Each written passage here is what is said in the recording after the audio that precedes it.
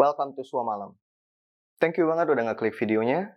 Dan ini adalah segmen Gaib.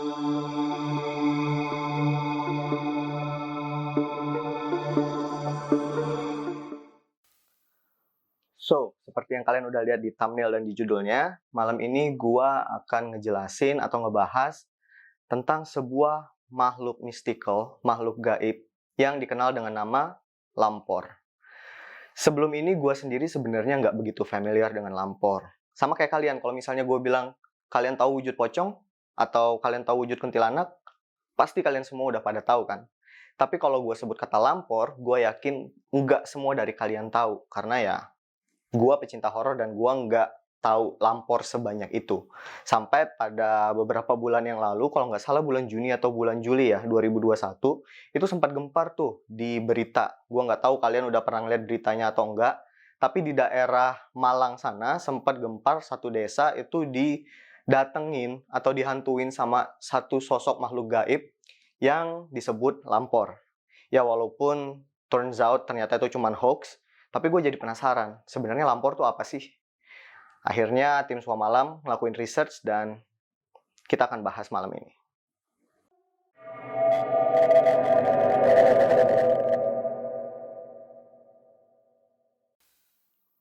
So, Lampor tuh apa sih? Nah, menurut hasil researchnya tim Sua Malam nih, Lampor itu ya sejenis setan atau dedemit yang paling dikenal atau paling familiar itu sama orang-orang di tanah Jawa, terutama orang-orang yang tinggal di Jawa Tengah atau di Jawa Timur sana. Arti kata Lampor itu sendiri secara umum ya, itu tuh artinya gaduh, kegaduhan. Jadi kayak suara riuh gitulah bergemuruh.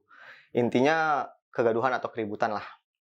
Nah, definisi dari kata gaduh itu sendiri sebenarnya tuh relate banget nih sama testimoni-testimoni dari masyarakat-masyarakat Jawa Tengah.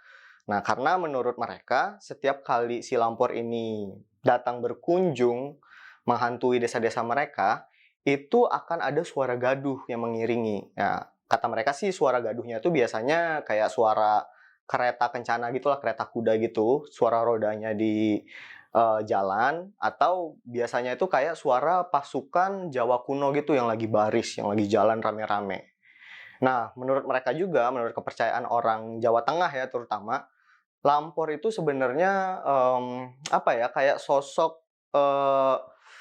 pengikutnya Nyi Roro Kidul gitulah. Jadi diasosiasikan dengan Nyi Roro Kidul, si Ratu Pantai Selatan. Nah, si Lampor ini sendiri itu sempat terkenal banget tuh, sempat heboh di sekitar tahun 1960-an. Soalnya di tahun itu di Tanah Jawa lagi marak-maraknya wabah mematikan. Jadi ada suatu wabah yang memakan banyak korban di sana. Nah, mereka itu percaya kalau Lampor itu tuh sejenis dedemit yang berbahaya, sejenis dedemit yang membawa maut. Dan biasanya, seiring kedatangan mereka, Lampor itu akan meninggalkan wabah penyakit yang mematikan di desa yang dihampirin itu.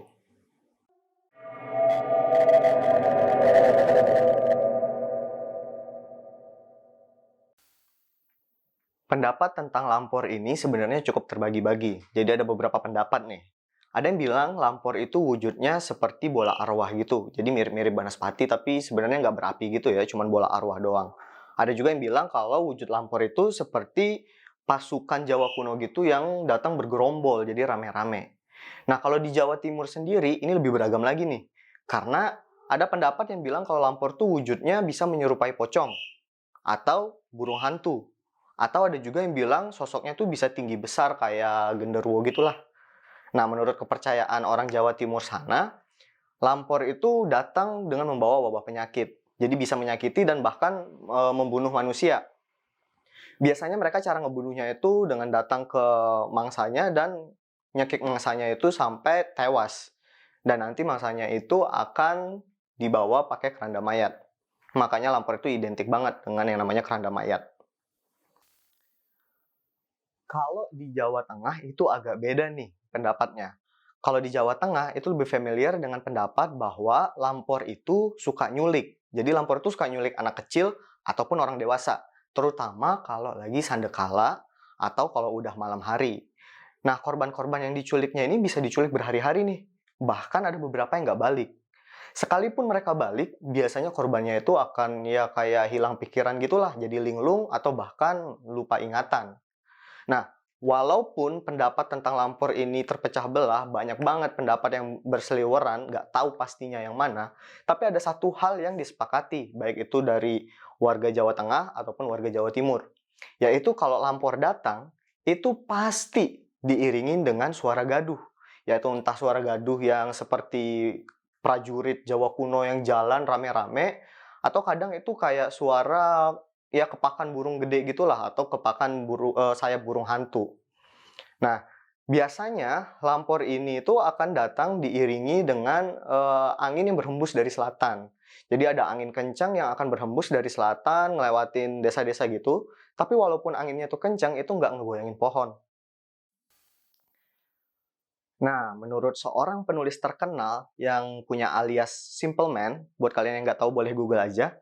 Jadi si Simple Man ini tuh dia punya ya sedikit background yang relatable lah sama yang namanya Lampor ini karena masa kecilnya dulu tuh tinggal di tanah Jawa sana. Nah, kata si Simple Man ini, kalau Lampor itu muncul, suara kegaduhannya yang dibuat sama si Lampor ini itu mirip sama suaranya roda kereta gitu ya. Maksudnya kayak kereta kuda gitu. Rodanya tuh kayak suara menggeledak di tanah gitu loh, kayak suara gedek gedek gedek gedek. Terus ada suara lonceng juga, dan biasanya diikutin juga sama suara ketukan pintu di desa yang didatengin itu. Tapi ketukan pintunya tuh banyak, random gitu. Seolah-olah si Lampor ini mau ngasih tahu bahwa Lampor itu sedang ada di situ. Nah, kalau misalnya suara kegaduhan itu muncul, terus tiba-tiba meredup, semakin lama semakin menjauh sampai nggak kedengaran, ya berarti rumah kalian aman. Cuman dilewatin gitu aja sama si Lampor. Tapi, kalau misalnya kalian dengar suara kegaduhan yang dibuat sama si Lampor ini, dan tiba-tiba suaranya itu hilang gitu aja, artinya si Lampor ini ada di depan rumah kalian. Si Lampor ini sendiri, tempat bersemayamnya itu ada di hutan biasanya, di atas pegunungan sana. Dan dia itu cuma akan turun kalau misalnya lagi mau nyari mangsa. Karena Lampor ini sangat tertarik dengan yang namanya bau kematian. Ya kita bisa simpulin lah, Lampor itu akan datang kalau misalnya akan terjadi sebuah kematian di suatu desa. Nah, sebenarnya si Lampor ini tuh punya satu kelemahan yang dipercaya. Jadi si Lampor ini tuh nggak bisa jongkok. Artinya, kebanyakan dari korban-korbannya Lampor ini biasanya itu yang tidur di atas ranjang atau dipan yang agak tinggi gitu. Jadi kalau misalnya tidurnya di kasur yang langsung di lantai, kemungkinan sih aman dari si Lampor. Untung kasur gua langsung di lantai.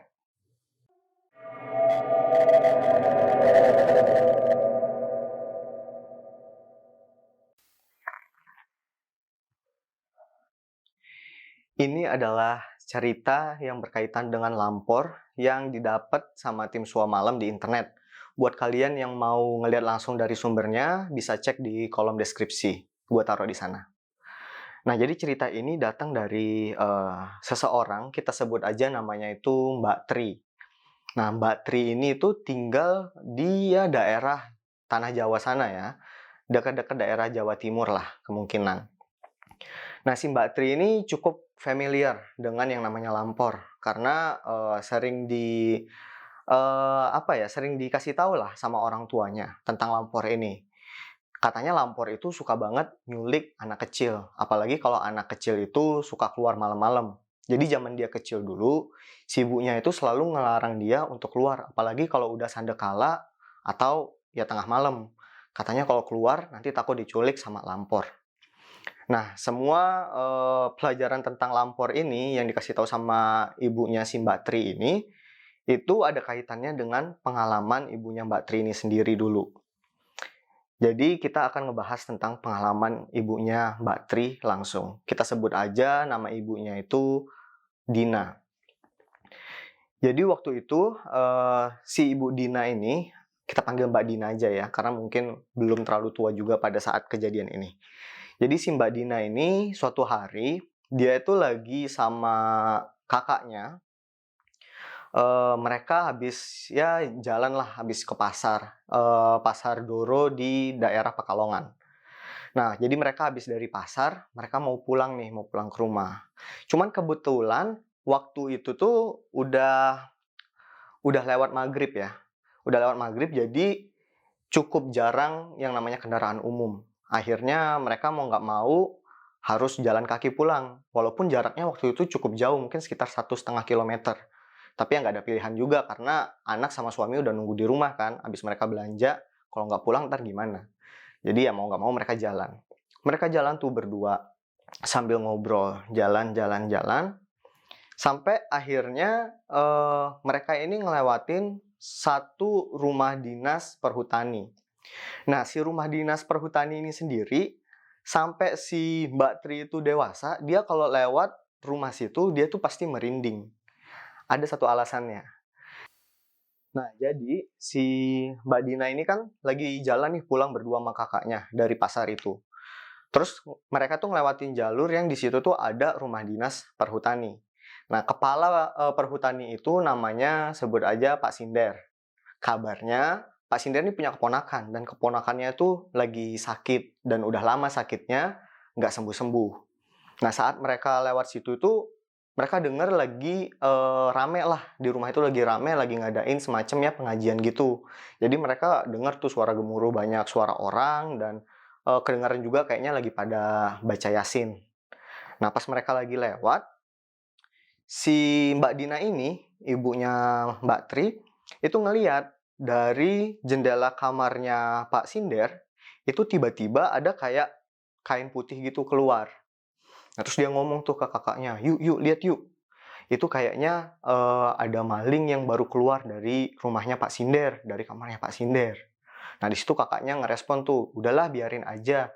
Kalau misalnya orang kayak Pak Sinder dimalingin, nggak ngefek juga, toh dia duitnya banyak, orang kaya gitu. Oh ya udah deh, akhirnya mereka nggak heroin tuh, mereka lewat aja. Mereka langsung lanjutin jalan. Nggak lama jalan, mereka tuh lagi ngelewatin sebuah area persawahan lah yang sepi. Sebuah area persawahan yang sepi, gelap, karena udah malam juga kan. Tiba-tiba mereka berdua itu ngelihat ada sosok anak kecil di salah satu pematang. Jadi ada sosok anak kecil yang lagi duduk sendirian kayak ngelamun gitu sambil melukin selimut warna putih. Malam-malam ada anak kecil di sawah. Akhirnya disamperin lah sama mereka berdua. Ditegur tuh sama si Mbak Dina ini. Nak, kamu ngapain di sini sendirian malam-malam? Ini gelap, gak ada orang, ngapain di sini? Nah, ternyata si anak kecil ini respon. Dia bilang, aku mau pulang ke Klaten. Aku diusir sama pamanku. Nah, di situ si Mbak Dina langsung ngerasa empati kan. Nah, ini udah malam, mending kamu ikut sama ibu aja yuk pulang ke rumah. Soalnya udah malam, ngeri, bahaya. Intinya ya dibujuk supaya ikut sama mereka lah. Tapi si anak ini nggak mau. Mau dibujuk sekeras apapun sama Mbak Dina, tetap aja tuh si anak itu nolak. Dia nggak mau, dia maunya di situ aja. Katanya mau pulang ke Klaten. Nggak lama lagi ngebujuk si anak itu, tiba-tiba dari arah barat, itu kedengeran dan kelihatan juga ada gerombolan nih bapak-bapak banyak datang. Jadi ada warga gitu yang datang rame-rame. Nah, di situ si Mbak Dina dan kakaknya kan disamperin nih akhirnya sama gerombolan warga ini. Si Mbak Dina nanya, Pak ada apa nih? Kok rame-rame datang? Ada apa? Ada apa? Ditanyain kayak gitu. Nah, salah satu dari bapak-bapak itu akhirnya ngomong, "Gini Bu, Ibu ada ngelihat nggak anak kecil? Tadi, keponakannya Pak Sinder habis dibawa lari sama lampor." Nah, di situ si Mbak Dina sempet heran tuh. Ini di depan dia jelas-jelas ada anak kecil yang, ya itu keponakannya si Pak Sinder itu. Tapi seolah-olah warga yang rame itu sama sekali nggak ngelihat anak kecil itu. Seolah-olah si keponakannya Pak Sinder itu ya nggak kelihatan. Yang bisa ngelihat cuman si Mbak Dina dan kakaknya doang. Akhirnya Mbak Dina bilang, tadi saya ketemu sama keponakannya Pak Sinder di sini, katanya dia diusir sama pamannya. Nah kata warga, wah bohong Bu, itu bukan cerita yang sebenarnya, dia dibawa sama lampor gitu. Emang Ibu lihat di mana, anaknya di mana? Akhirnya si Mbak Dina bilang, ini loh Pak, anaknya depan saya. Di situ mereka nggak lihat siapa-siapa. Akhirnya si Mbak Dina itu megang si anak itu kan, megang si anak itu, ini loh Pak anaknya sambil dipegang. Nah saat dipegang itu, anaknya tuh teriak histeris, dia nangis, teriak. Saat si anak itu teriak dan nangis, saat itulah tiba-tiba semua warga yang ada di situ bisa ngelihat dia lagi. Ternyata tadi itu dia seolah-olah kayak disembunyiin gitu eksistensinya sama makhluk lampor ini. Akhirnya dibawa pulang lah di situ dan si Mbak Dina dan kakaknya juga diajak untuk menghadap, Pak Sinder. Wah, di situ Pak Sinder berterima kasih banget tuh karena udah, nemuin keponakannya dia. Terus ditanyain juga kan si keponakannya itu, "Tadi kamu yang ngajak pergi siapa?" Si anak ini ngejelasin, "Tadi aku tuh diajak pergi sama, ada sosok tinggi, gede." Dan ya semua orang di situ tahu bahwa sosok itu adalah sosok Lampor. Ya dari kejadian itu habis itu ya si Pasinder karena berterima kasih, ngasih kenang-kenangan lah intinya ke si Mbak Dina dan kakaknya ini. Waktu itu dikasih kain untuk dibuat jadi baju gitu, ya akhirnya mereka pulang. Nah sejak saat itu, entah gimana kejadiannya intinya rumah dinas itu jadi kosong, terbengkalai dan ya so to say jadi mistis lah, angker. Banyak yang merinding dan takut kalau ngelewatin, rumah itu. Ini sorry ya gue agak keringetan karena agak gerah, AC gue lagi matiin. Anyway, setelah kejadian itu, ya semua orang jadi takut lah kalau lewat sana. Seperti si, Mbak Tri juga selalu ketakutan tuh, selalu merinding kalau ngelewatin rumah dinas perhutani itu. Nah, pernah satu kejadian setelah itu ya, ada ya semacam tukang rumput gitulah yang lagi kerja di sekitar situ dan dia tiba-tiba menghilang. Menghilang gitu aja. Padahal lagi hujan deras, tiba-tiba dia hilang gitu. Dia hilang sekitar 1 hari 1 malam. Sekalinya ditemuin, tiba-tiba dia udah ditemuin nggak bernyawa. Dan posisinya itu ada di belakang rumah perhutani itu. Ya walau alam ya, mungkin itu ada hubungannya dengan Lampor, mungkin juga enggak. Yang jelas, masyarakat sana percaya kalau ada satu sosok yang mengancam di sana, dan itu adalah sosok Lampor. So ya, jadi dengan semua perdebatan atau perbedaan pendapat tentang sosok Lampor ini, hampir mirip-mirip sama Banaspati ya di episode 1. Banyak pendapat yang terbelah-belah lah gitu. Di daerah sini punya pendapat yang beda, di daerah sini punya pendapat yang lain lagi. Cuman yang mereka bisa sepakati yaitu, intinya Lampor itu datang dengan suara kegaduhan, dan Lampor itu bahaya. Entah dia bisa nyulik kita, atau bisa nyakitin kita, bahkan parah-parahnya bisa ngebunuh kita. Gimana pendapat kalian? Apa kalian punya cerita yang berhubungan sama Lampor? Kalau kalian punya pengalaman, kalian bisa share di kolom komen. Gue pengen tahu pengalaman kalian tentang Lampor. Anyway, thank you banget udah nontonin segmen Gaib episode kedua. Kalau kalian punya ide tentang apa yang harus gue bahas di episode ketiga, keempat, dan seterusnya, bisa langsung komen di kolom komentar, atau kalian bisa DM di suamalam.horror. Gue pasti bakal baca, gue pasti bakal respon, dan gue pasti akan nyampein apa yang kalian minta. Sekali lagi thank you banget buat kalian yang udah subscribe, udah like, udah share, dan udah ninggalin komen. And see you in the next video.